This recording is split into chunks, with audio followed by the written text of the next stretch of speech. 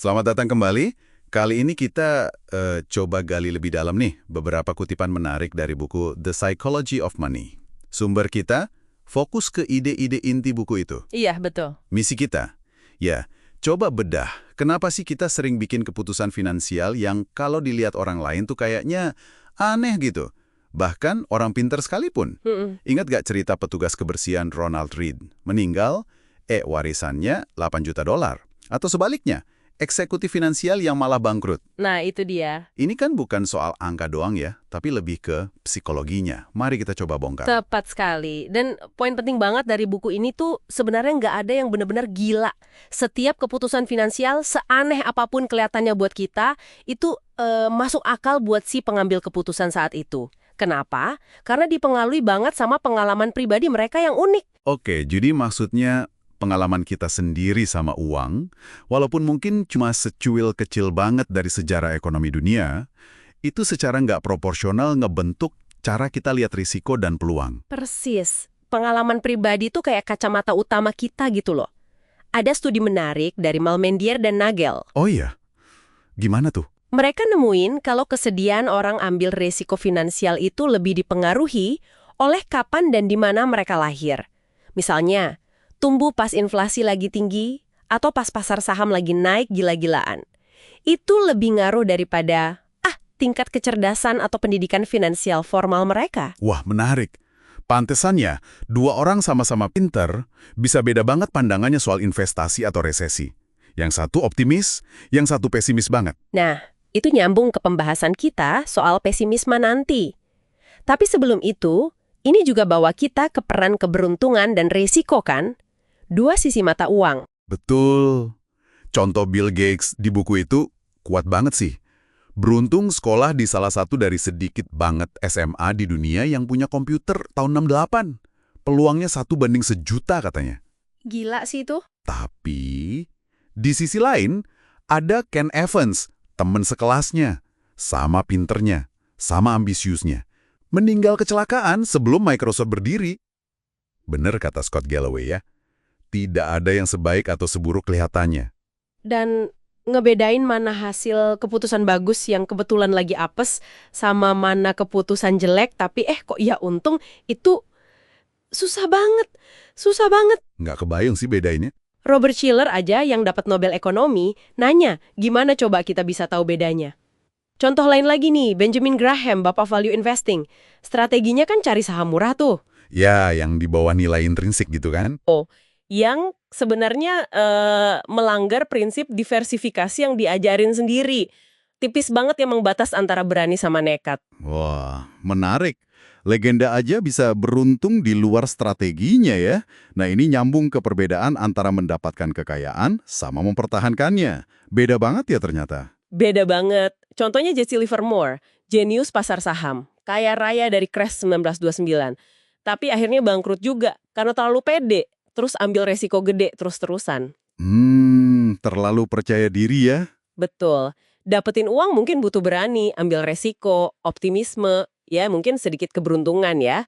Tapi mempertahankannya, itu butuh kerendahan hati. Bahkan mungkin sedikit rasa takut kalau apa yang didapat bisa hilang secepat datangnya. Jadi harus ada rasa was-was gitu ya. Lu takut bangkrut.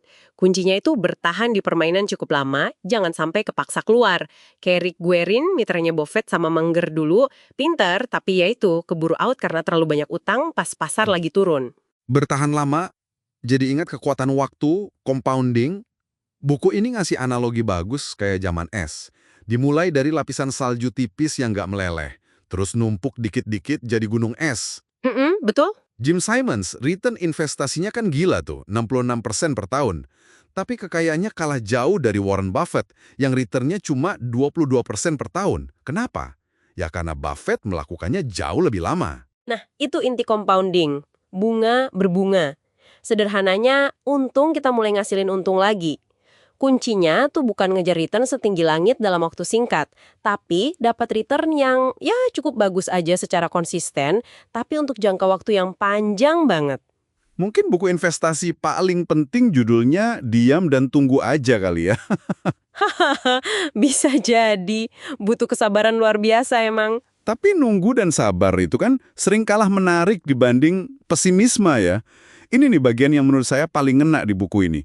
Gimana pesimisme itu kok rasanya lebih pinter, lebih masuk akal, dan lebih gampang narik perhatian kita. Iya banget, The Seduction of Pessimism, godaan pesimisme. Kenapa bisa gitu ya? Ingat nggak ramalan Igor Panarin tahun 2008 di Wall Street Journal yang bilang Amerika Serikat bakal pecah?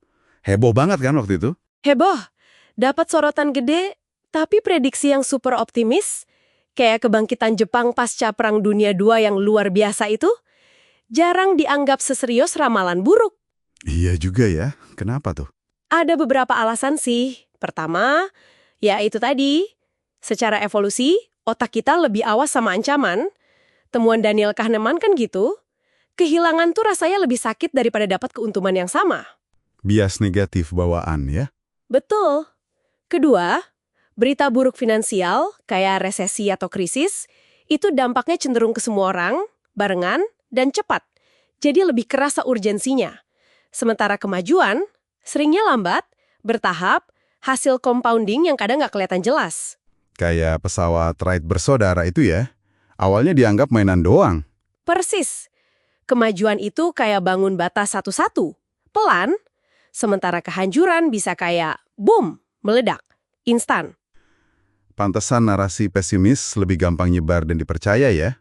Lebih dramatis soalnya. Tepat, kehancuran itu instan, dramatis, narik perhatian. Coba bandingin berita kecelakaan pesawat sama berita ribuan penerbangan aman tiap hari. Jauh lebih heboh yang kecelakaan, kan? Jelas. Nah, cerita pesimis itu lebih gampang dibuat karena sering dasarnya kejadian tunggal yang baru aja terjadi. Sementara optimisme seringnya butuh lihat tren jangka panjang yang jujur aja kadang ngebosenin. Iya sih. Jadi, pesimisme kedengeran lebih mendesak, lebih penting. Sementara optimisme sering dianggap kayak, cuma harapan kosong.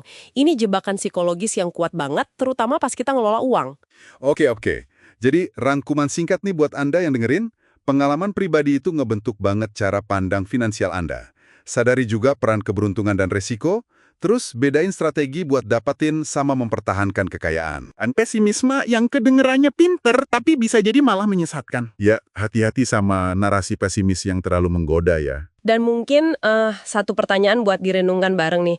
Di luar angka dan data yang kelihatan, narasi nggak kelihatan apa sih? Entah soal ekonomi, soal pasar, atau soal kemampuan Anda sendiri yang saat ini lagi paling kuat ngebentuk keputusan finansial Anda. Buku ini ngingetin kita betapa kuatnya cerita yang kita yakini itu. Wah, pemikiran penting banget tuh. Oke deh, sampai jumpa di pembahasan mendalam berikutnya.